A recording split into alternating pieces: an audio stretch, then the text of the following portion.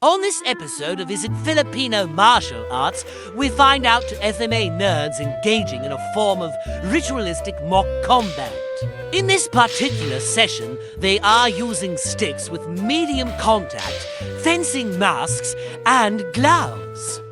Their rules account for hand striking, throwing, takedowns, and grappling. There are no points awarded. You'll note that they don't do much of any of that.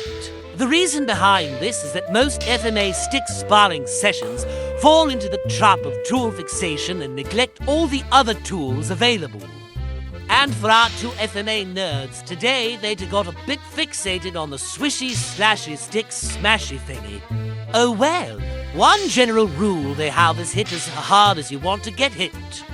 It was agreed that this is not in fact a full contact stick sparring session.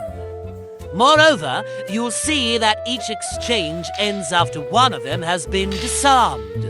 One of the reasons our two FMA nerds are not engaging in a full-contact, ritualistic combat session is that by lowering the intensity, it allows for them to experiment with techniques, concepts, and principles without the risk of injury and dire consequence typical of highly competitive exchange. The goal is not to win, per se. The goal here is to ask questions and thereby answer them by successfully executing the aforementioned tasks. Once again, this is not a fight, it's sparring. Another trap that some FMA practitioners fall into is that they do not spar or pressure test their skills, concepts, and techniques. Albeit, this isn't limited to just FMA, other cultural combative arts and athletic activities have a deficiency in their training methods as well, to include the lack of sparring, pressure testing, and cross-training. Alas, I digress, and now back to our topic of FMA sparring. Another thing to observe is the execution of the 5 ways of attack from the JKD methodology, those being progressive indirect attack, attacking one part of the opponent's body followed by attacking another part as a means of creating an opening. A single angular attack and its converse single direct attack. Attack by drawing this is creating an opening with positioning as a means of counter-attacking. Attack by combinations.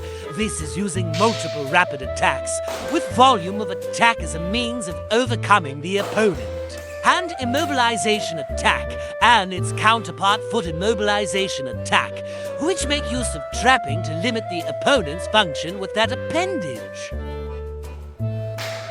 A problem that some FMA systems and practitioners have is that they will limit their training toolbox to partner flow drills. There are a myriad of reasons, but overall, the misconception of practicality, especially in the fucking dumpster fire that is social media, that the partner flow drills is a representation of fight, of which they are not. And the primary comment by the experts in the comment section is that whatever the presenter is doing will not work in DOS streets. This, of course, is fucking foolish and should be disregarded.